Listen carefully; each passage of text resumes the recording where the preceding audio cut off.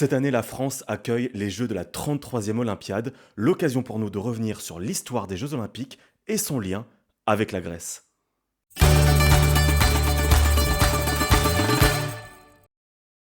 Yassa Seolus, je suis Stan Volk et bienvenue sur Hellenikos Cosmos. Aujourd'hui, nous allons parler des Jeux Olympiques modernes. Mais pourquoi modernes? On qualifie les Jeux Olympiques de modernes, les Jeux qui ont eu lieu à partir de 1896, c'est-à-dire les premiers Jeux modernes à Athènes. Mais revenons depuis le début. Les Jeux Olympiques antiques, antiques pour les différencier des modernes, sont en réalité créés bien sûr par les Grecs dans l'Antiquité autour du 8e siècle avant Jésus-Christ. Ce sont ce qu'on appelle des Jeux panthétériques, c'est-à-dire qu'ils ont lieu tous les 4 ans, système qui est toujours d'actualité avec les Jeux modernes, et panhelléniques, c'est-à-dire qui concerne toutes les cités grecques de l'époque. Ces Jeux sont en fait un festival religieux puisque l'on honore Zeus à Olympie, d'où le nom Jeux olympiques, où l'on pouvait d'ailleurs trouver une des 7 merveilles du monde antique, la statue chryséléphantine de Zeus, dans le temple dédié au dieu des dieux. Mais si vous pensiez que les Jeux olympiques étaient les seuls jeux organisés par les Grecs, laissez-moi vous présenter les 3 autres jeux, en plus des Jeux olympiques, qui venaient rythmer la vie des Grecs dans l'Antiquité. Ces jeux constituaient ce qu'on appelle la période, c'est-à-dire les 4 célébrations qui venaient célébrer les 4 plus grands sanctuaires de l'époque, formant ainsi un cycle de 4 ans. Il y a donc d'abord les Jeux olympiques en l'honneur de Zeus, à Olympie, tous les 4 ans donc, et elles marquent la première année de la période.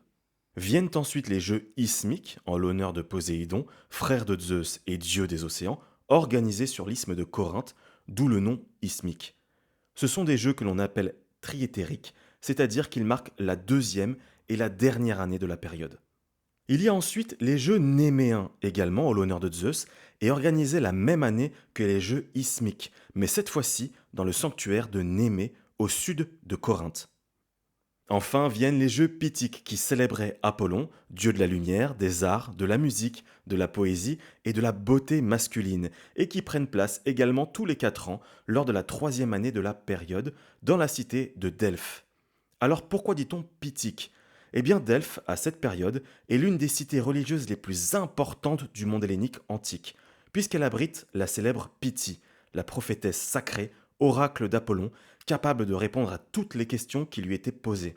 Elle était assise dans une salle du temple d'Apollon.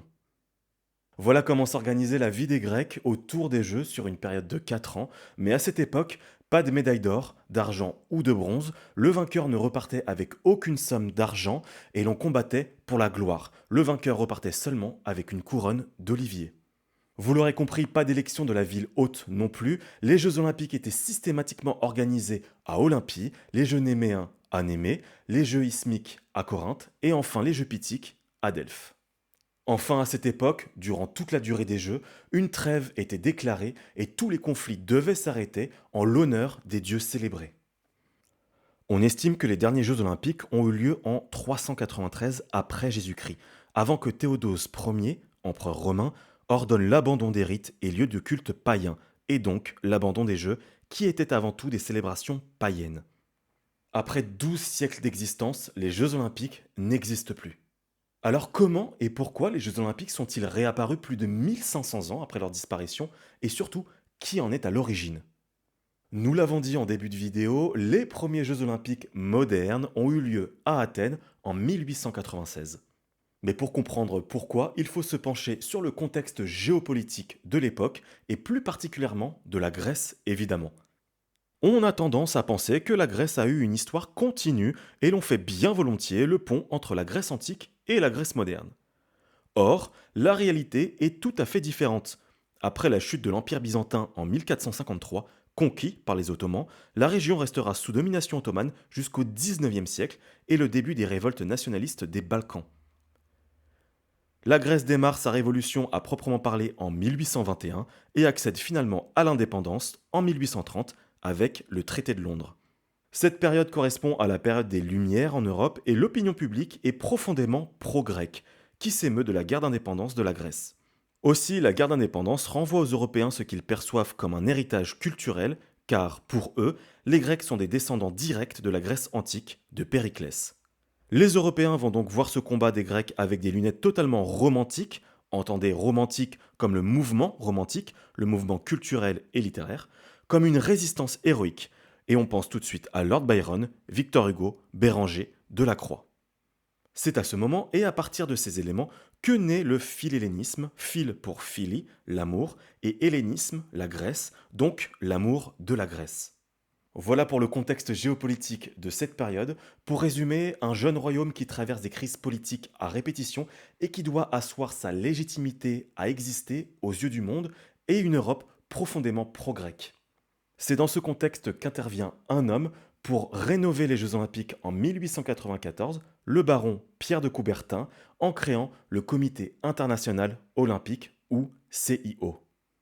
Lors du premier congrès du CIO à Paris en 1894, il est alors décidé que les premiers Jeux olympiques modernes seraient organisés à Athènes, la capitale du jeune royaume grec.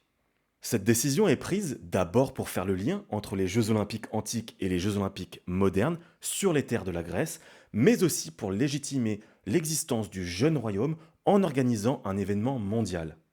Les premiers Jeux sont un succès malgré le faible nombre d'athlètes, et le point d'orgue de ces Jeux reste la victoire de l'athlète grec Spiridon Louis à l'épreuve du marathon.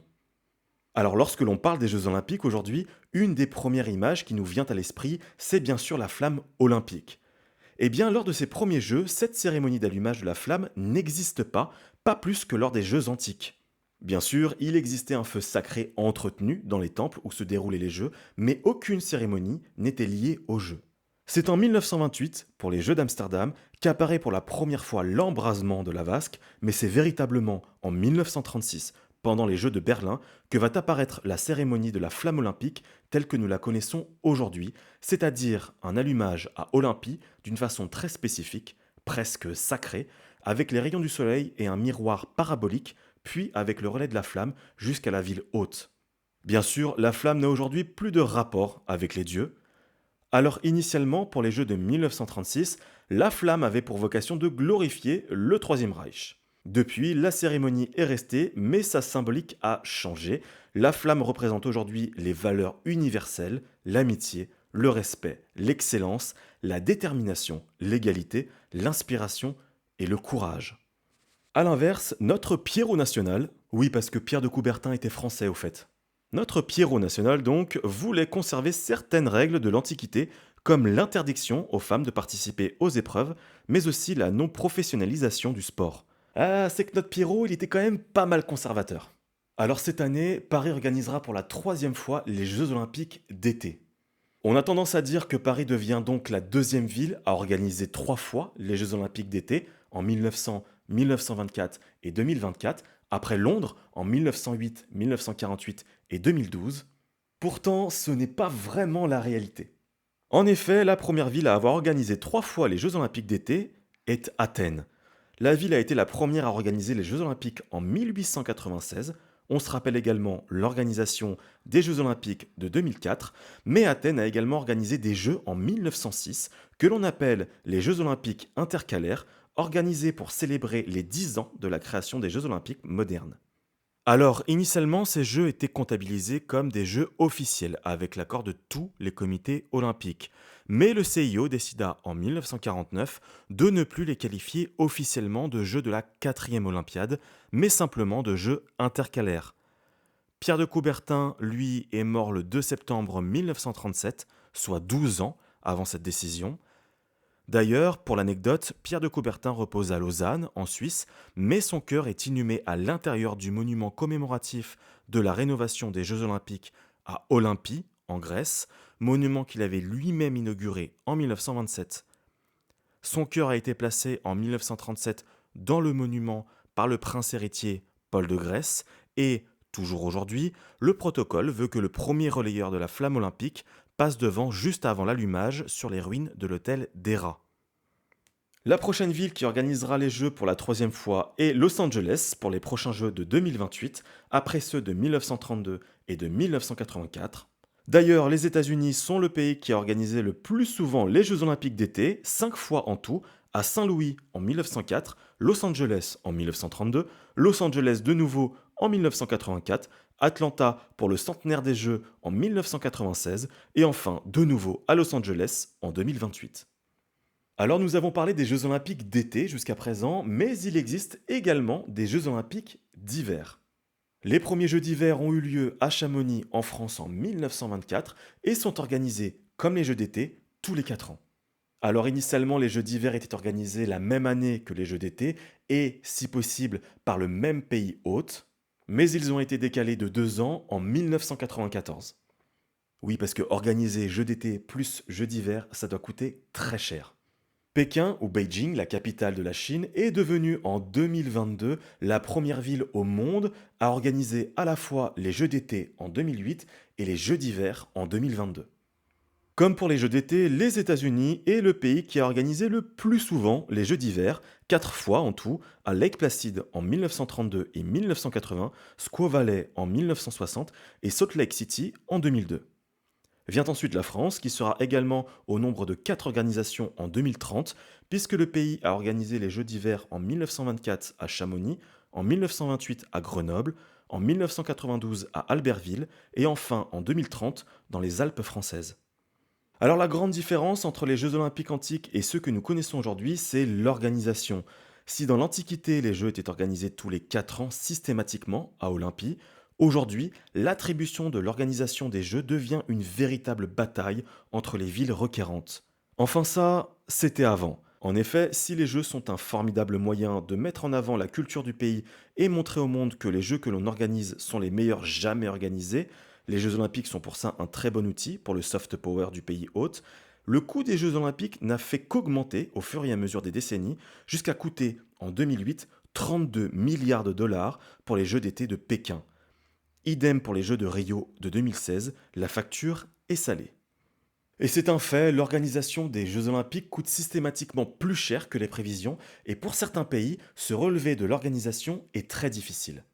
L'exemple avec la Grèce, bien sûr, où l'organisation des Jeux olympiques de 2004 a contribué à pousser le pays dans la crise de la dette souveraine de 2008 et les conséquences que nous lui connaissons.